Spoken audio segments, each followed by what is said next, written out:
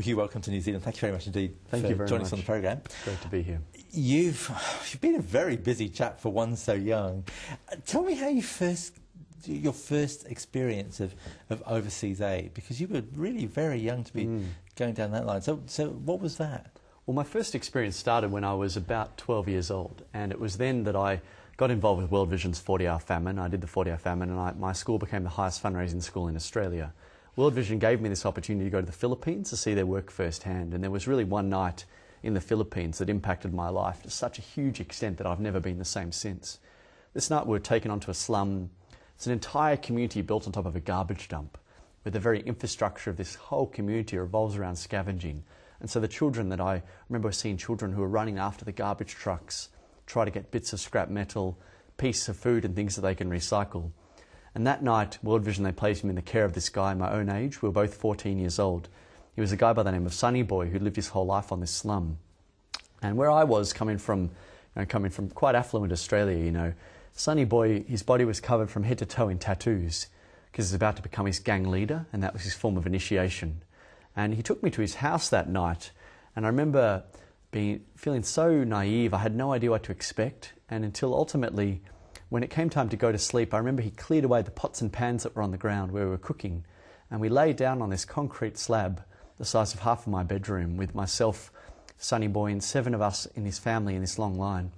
And I remember we lay there that night with this concrete up against our back and this smell of rubbish all around us on this garbage dump and cockroaches crawling all over us, and I remember looking up at the roof above my head. I didn't sleep at all that night, as you can imagine, and I just thought to myself, Sonny Boy, this is going to be his life. This is unless something changes in his life, this is where he's going to be heading. And I thought, I get to go home tomorrow.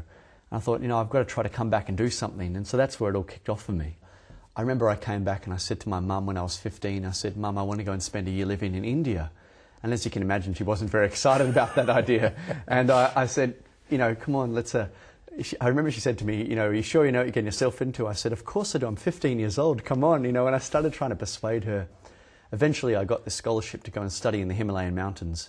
And so as a 15-year-old, I trudged off to the airport, said goodbye to my friends, jumped on the airplane. And I remember I was so scared once I jumped on the airplane, I burst into tears. I went over to India for that year.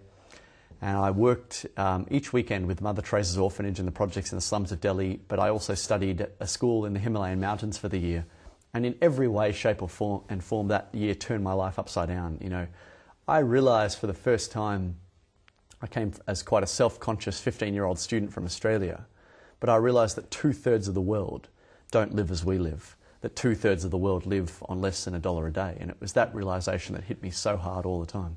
It's interesting because earlier in the programme today, we were hearing from the Commonwealth Secretary General, who was saying with the G20 meeting coming up that the world's poorer countries are suffering the consequences of the global meltdown, but they had nothing to do with it. Indeed. It's actually the poorest nations who will suffer most from the consequences of the global economic crisis. They estimate that about 5 million people globally, the World Bank estimates, have actually been plunged further deeper into extreme poverty as a result of this crisis, which is more than the entire population of New Zealand.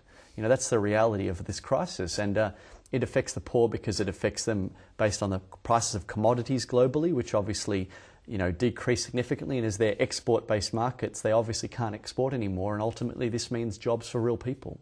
And so people are out of work and they're plunged deeper into poverty, and this is the reality of the economic crisis. For us, in Australia or New Zealand, it might mean that we can't eat out as much, but for the poor, it means they can't eat at all.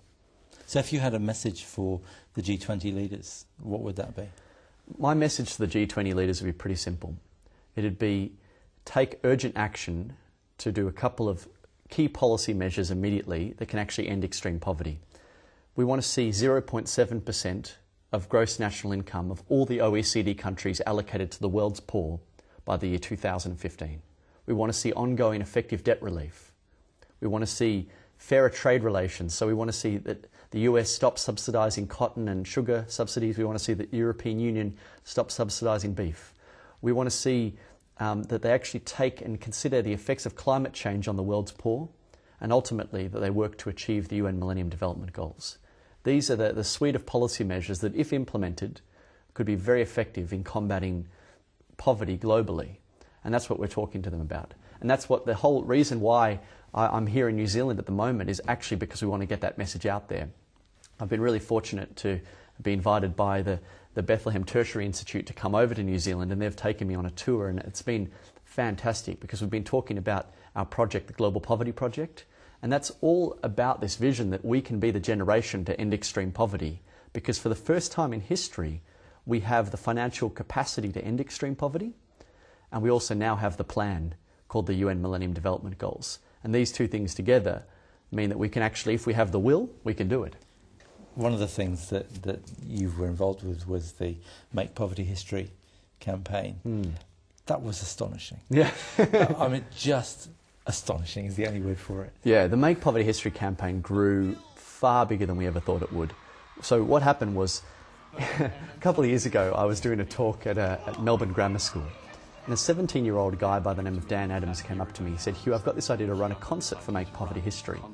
And he actually said, "I tried to run one at my school last year, but didn't really work out. But I want to see if I can make this a smashing success." So he came and worked with me at Oak Tree, the organisation that I was running. And it grew and grew and grew and grew until ultimately Bono called us up and said he wanted to be part of the concert as well. And he said he wanted to perform with Pearl Jam. And he told us we had to keep it a secret. You know, this is like the ultimate in bad kept secrets in Australia's history. Ultimately we signed on 100,000 new supporters. What drives you? Me personally, I'm driven by my faith in God. You know, like for me, I think that the call that we're given as Christians to love and serve the poor is an extraordinary call. It doesn't mean that we're saved by that, but it means that you know, we are to call and emulate Christ's actions, and in doing so, love and serve the poor. And there is the Bible speaks more about the issue of justice than it does on heaven and hell, the second coming, and sexual immorality all combined. And yet so often we get our priorities wrong. We focus on petty issues as Christians, rather than what I believe is focusing on the issues that go to the heart of God. And I think at the end of the day, you know, when Christ said, you know, at the end of the day, I'm going to ask, did you love me? Did you feed me? Did you clothe me? This is the question. And that's what I want to work towards. A real challenge, Hugh. Thank you very much indeed. Thank you.